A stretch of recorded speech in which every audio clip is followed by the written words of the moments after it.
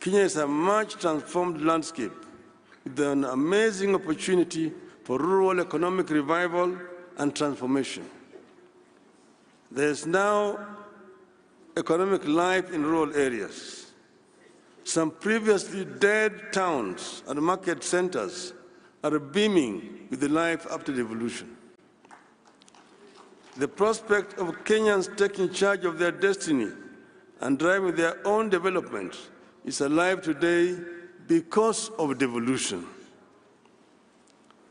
A new middle class, whose members have not stepped into any major city in Kenya, is rising in the villages across Kenya, thanks to devolution. Devolution's success is a success story. It's a testimony to what we can achieve as a nation when we decide to pursue big dreams, no matter how daunting the obstacles may seem. As a country, we must congratulate ourselves for having endorsed devolution 13 years ago. And we must always remember it was not an easy victory. When we first unveiled devolution as a campaign platform in 2007 election, the proponents, including yours truly, were vilified and accused of planning to break Kenya up. We stood our ground and pushed devolution into every political conversation in Kenya, and we won. I am aware that even today, as you try to imagine and dream how best devolution can deliver more for our people, as you try to test and stretch the limits of devolution, you face skepticism and fears that you may be wrong and that it might destroy your political careers. My advice is that you dream on and soldier on. And I know that anybody who decides to go and run as a governor is himself already convinced that devolution can work.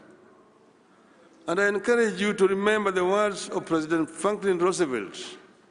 I quote, "The only limit to our realization of tomorrow will be our doubts of today.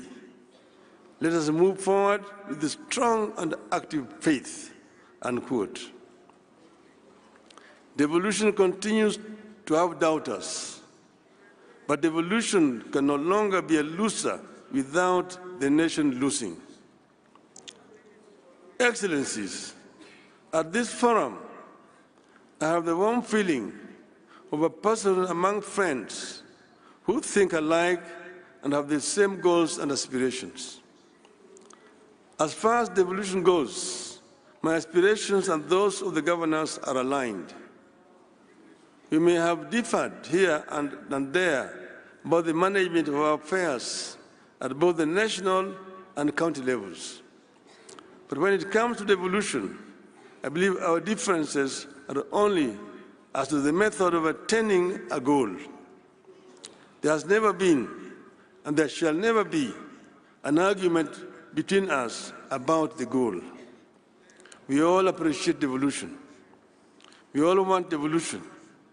In some counties, devolution has achieved in 10 years what the national government was never able to achieve in 50 years.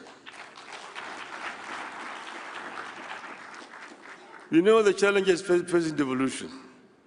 For instance, funding remains inadequate and its flow uneven and unpredictable.